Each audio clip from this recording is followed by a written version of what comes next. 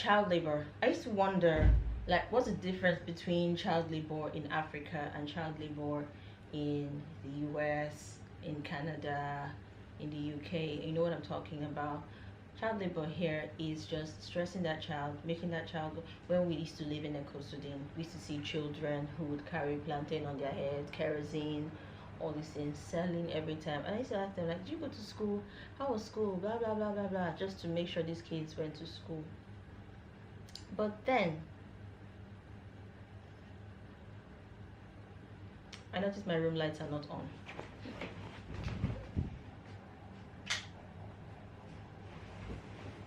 Okay, no difference.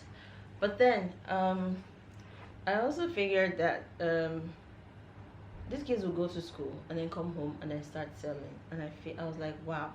So in this town, the more children you have, the more your chances of survival.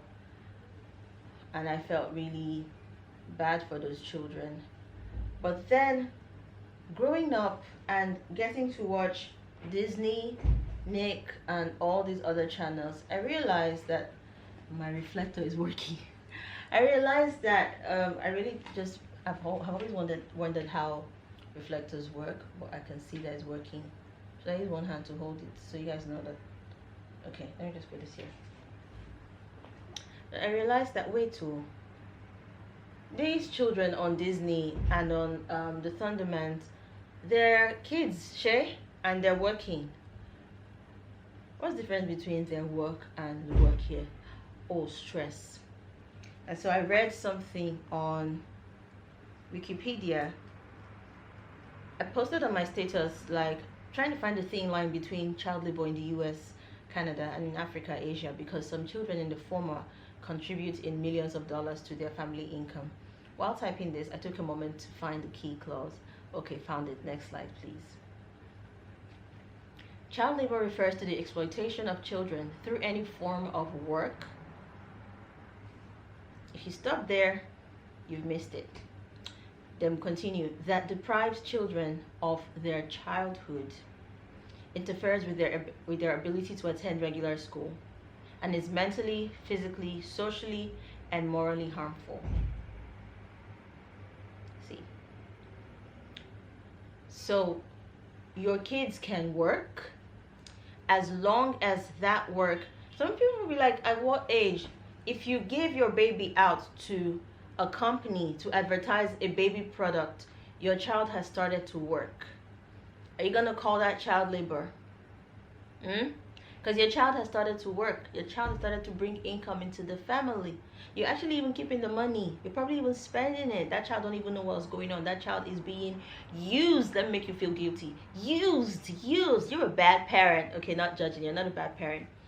But if you're using your child, if your child is bringing in money, if your child is working, it's okay as long as it doesn't deprive the child of their childhood, doesn't interfere with their ability to attend regular school.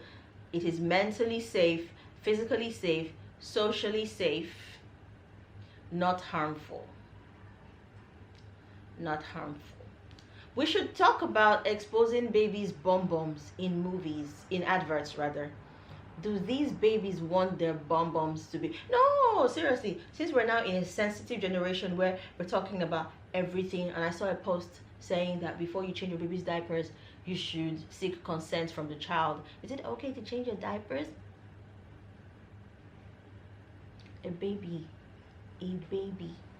Okay, let's come back here to child labor. Before I ask that child if they sought my consent before coming out of my vagina, or if they seek my consent every time they're hungry and they want to suck breast. So let's get back to the issue at hand here. Let's be serious. This is my serious face.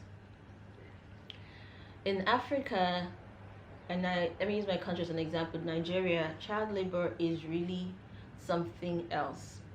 It says here, such exploitation is prohibited by legislation worldwide.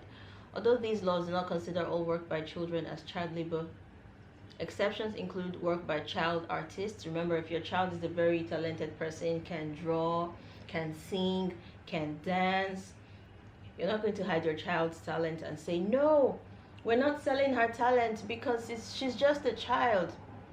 Everything depends on the extent to which you take these things, and if the child, it's underlined here, and if what you're doing with the child, or if the child's work violates these underlined here.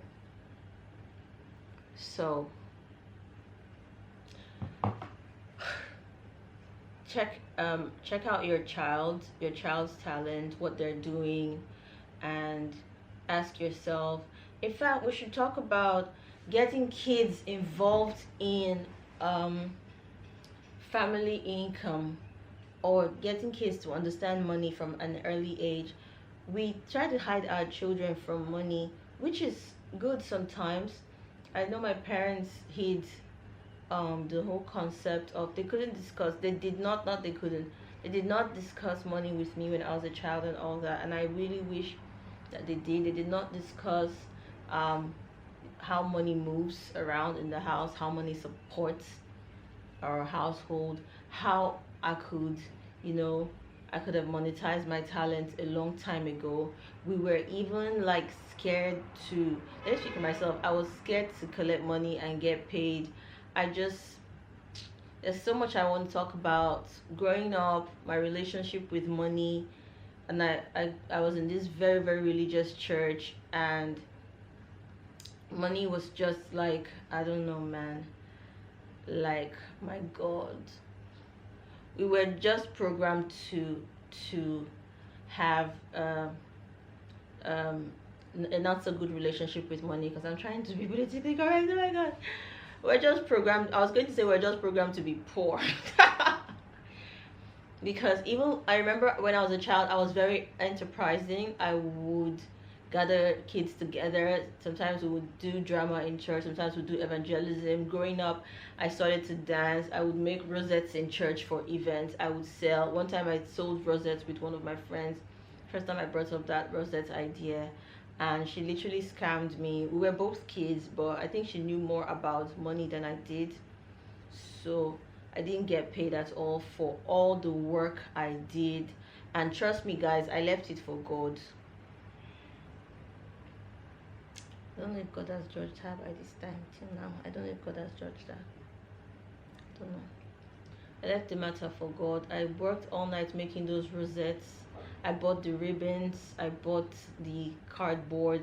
I bought the markers. And after she, like, what happened was that because I'm a very, very up and about kind of person, if I made a rosette, I pinned a rosette to your shirt welcoming you at the entrance, I would go the extra mile and possibly even give you a seat, you know, talk with you. I was so tiny, we're small, talk with you, walk you to a seat, show you the inside, you know, get distracted. And that same day too, because I was a very active child, I was also supposed to be on stage, backstage. I was supposed to be everywhere. So this child, she sold everything. She sold the rosettes to people because she remained at the gate selling. And even though I worked all night and I bought the materials with my money, because she was at the gates all day and I was busy on stage taking people to their seats and backstage, she said she did all the work and I abandoned her. And for that, because she's the one who sold them, she's taking her money. And I was too foolish to even say, okay, let me just have the money I used to buy these things. Did I even buy them? I took them from my mom's shop, because then my mom used to sew. My mom still sews now, so I don't think I really bought. Maybe I bought the markers and the cardboard, but the ribbons, my mom had ribbons. So growing up, being an adult, a teenager, one day I was in my cousin's house and there was this 6-year-old child. She's from an Igbo home just across our flats at NNPC Estate in Abuja. And then my cousin's child had just come in too from the US, and she was about 6 years old as well. So they were both 6-year-olds at the dining table. They were supposed to be doing some class work, and then someone asked a question. I think the Igbo girl asked a question from the textbook. It was about money. You know how they bring money into children's textbook, mathematics calculations. And she said, I was passing by and I heard the Igbo girl tell my cousin's daughter, money makes the world go round. I was like, I tapped her like, what did you just say? She said, money makes the world go round. My dad told me. And I called my cousin, the big guy, and he came and he was like, we were like, what did she say? Like, she said money makes the world go round. I was like, oh boy, hey, pure Igbo blood. I'm like, right. I kind of admire it. Like, I like the fact that her parents are letting her know how this whole money thing works. So there's just two sides to it though. What do you guys think about, I feel like I've discussed two topics about getting your kids involved with the whole money thing, getting your kids to work, getting your kids to monetize their skills, introducing your children to money at an early age. What do you think? Is it something that we should encourage? What's the downside to it? Because there's definitely a downside to it. And looking at all the successful people in the world that you know today and how they parent and how they raise their kids and how their kids see money, or how the young people around you or the successful kids on Disney, is it Brat TV or Nickelodeon, how they work and make money. How do you think, what do you think should be done? What are the changes? Sorry, I use my this thing to hit the camera. What do you think they're doing differently that's making money work? Or I don't know how to ask this question, but I'm sure you understand what I'm trying to say. How do you think they see money? What's the right way to raise your child when it comes to money? So your child doesn't grow up thinking that they should be doing things for free all the time. It's good to teach your kids to be generous, but they shouldn't be doing things for free all the time. Like I used to dance in churches, but I was called a minister, not a performing artist. So I would go, I would dance, and sometimes after dancing and everything, even though I spent lots of money I would literally buy my dresses for dancing.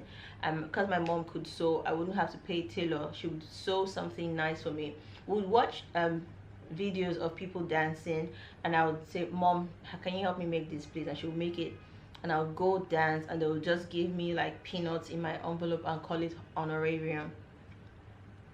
So I didn't grow up like monetizing any of my skills, my talent, and I was multi-talented. I went to the university all 4 years with all my talents. I was just busy doing stuff for free. I would make hair for free. I would make hair for free.